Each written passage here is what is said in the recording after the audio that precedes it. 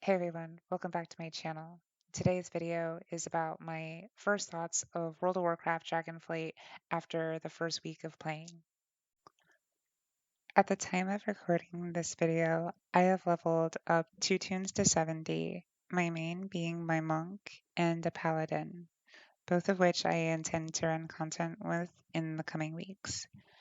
As far as the leveling process goes, I think I took around 10 to 15 hours to hit 70 on my monk and about 6 to 8 hours on my paladin. My monk being my first toon to 70 is something I leveled up pretty slowly intentionally, as it's always something I like to do when an expansion first launches, since I really like to stop to smell every rose that I find, and all subsequent characters are just kind of a run and gun method straight to max level.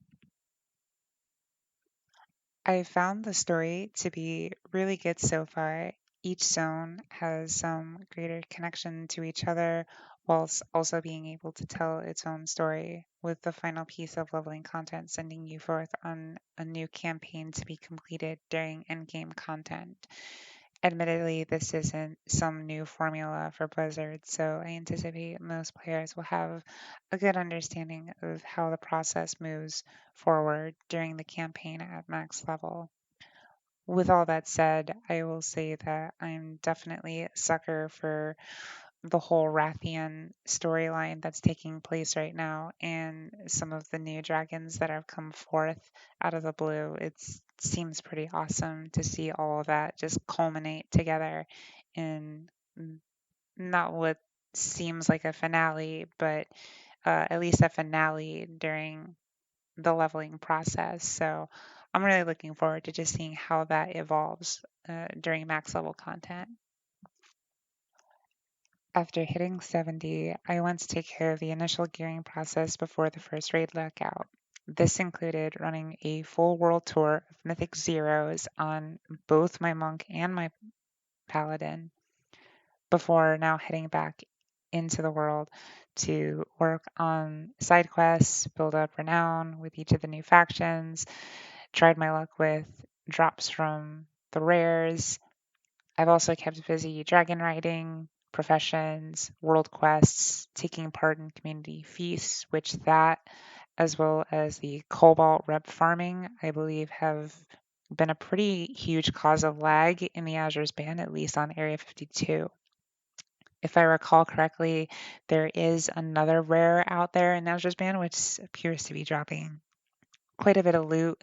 So I think that's also causing just quite a bit of lag in the Azure span.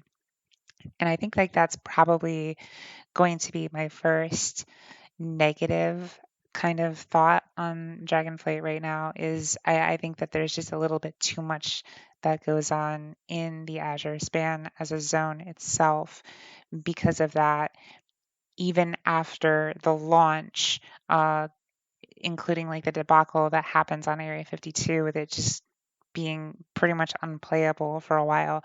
The Azure span is just that one zone that seems to still be like not necessarily like unplayable, but it is relatively annoying to play in during peak hours of the day.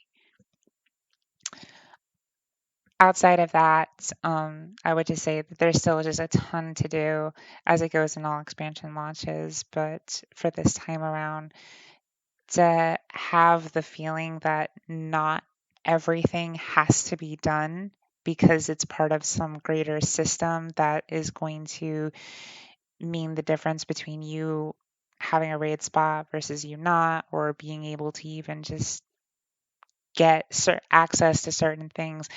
Those types of systems just aren't in the game anymore, and it feels really good to not have that. So yeah, I like professions. I think they're in a pretty good spot. I do like how while the gear is very powerful, we don't have to necessarily rely on them as, hey, I have to go and level this up, get my legendary or something, or I have to farm like artifact power or azurite power, like whatever power. Like it's not in the game anymore. And I feel like that's a very refreshing feeling to just not have that. You just level up to 70 and there is your character. You have your talents, like there you go. You want extra gear, you have professions, you can farm rares, you can do dungeons, among other things. So it just seems like we're kind of rolling back to simpler times with this. My initial impressions of the zones are nothing short of incredible. Blizzard hit the ball out of the park once again with this one, and I think it's no surprise that the art team has been incredible for many years now, and that doesn't seem to be changing anytime soon.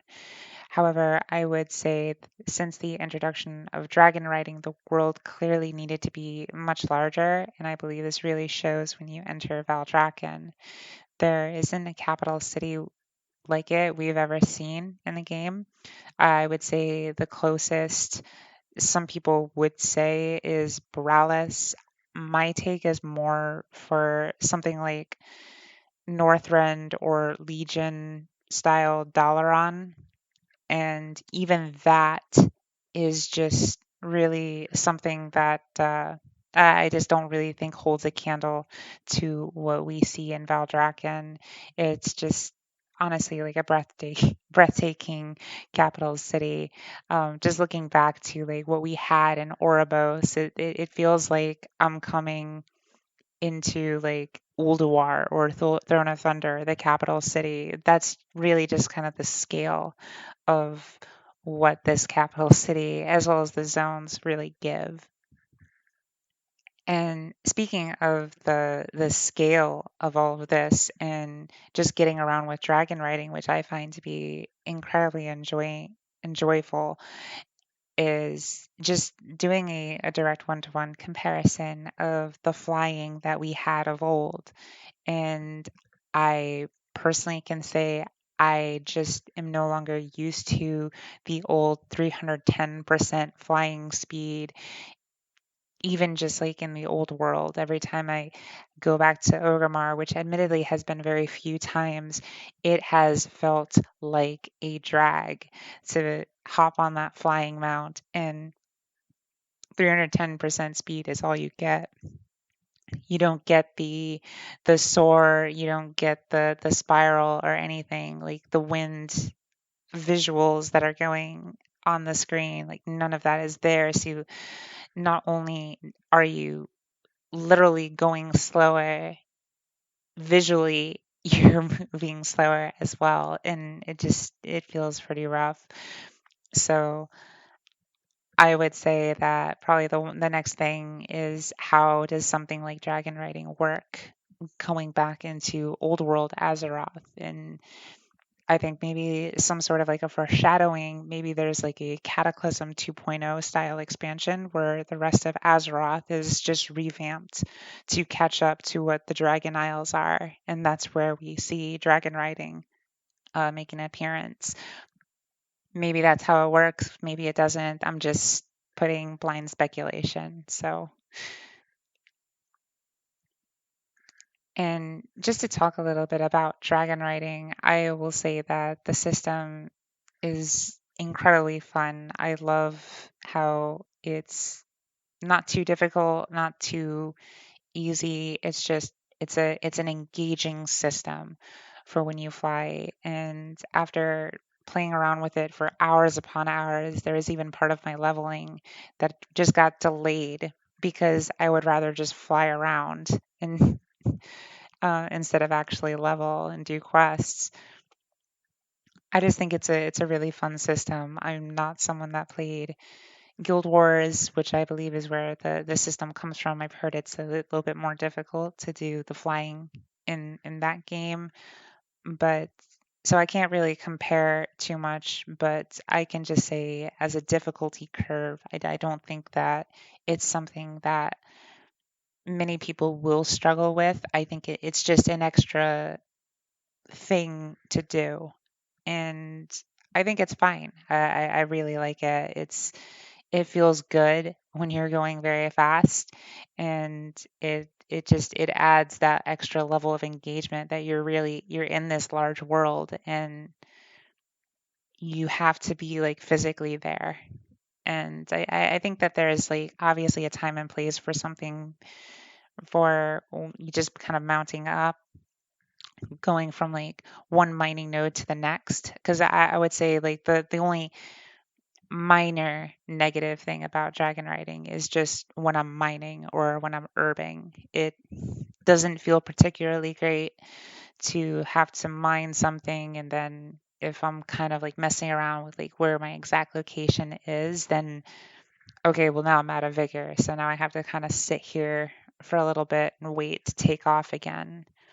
So I would say just like mining and herbing is kind of when it just is not too much fun. But I think there is some specialization that helps to alleviate that. So uh, I think time will only tell if that gets a little bit better for me. And I think just to kind of circle back on the large world that the Dragon Isles clearly is, like we really haven't seen zones like this. And I think it's the speed of dragon riding that makes it seem like it's a similar sized world, but these zones are really massive. And despite the fact that they're as big as they are, the art team made no compromises with making the world feel alive. Just flying around, just take a break like every now and then and just stay a while and listen, and you'll find that the world is very much living and breathing.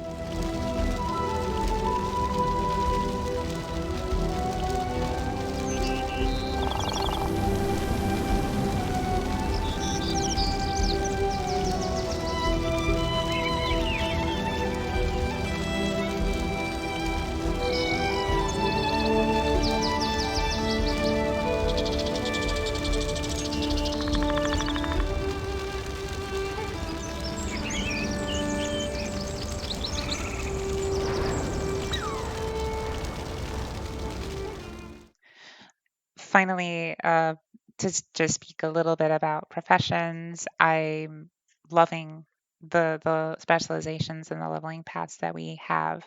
As far as professions go, it feels really good to see them matter again, especially in the gear department. And to be fair, it's always been this way at the expansion when an expansion first launches. So the crafted gear is something that really matters since we're all very limited on what we can get from dungeons over those first couple weeks before the first lockout. So what I think is really going to be determining how good this system really is moving forward. Like how does this crafted gear hold up maybe 2-3 months from now after the raid has been released. So I really like what I'm seeing so far. It really gives me something to shoot for and log on every day. And I'm really looking forward to seeing how this evolves over the course of the expansion. Overall, I would say that Dragonflight is looking pretty amazing right now. I don't want to speak too soon about where it stands amongst all the expansions of in World of Warcraft's history, but I really think that Dragonflight has the potential to be one of, if not the best expansion Blizzard has ever released for World of Warcraft. And I say that really just because of just how jaw-dropping so far things have been with it, with dragon riding, with the scale, with how lively the world feels, a rollback to a simpler time where we don't have to worry about world of system craft. It's just plain old logging on and having fun. I think that's what really makes Dragonflight have something really going for it.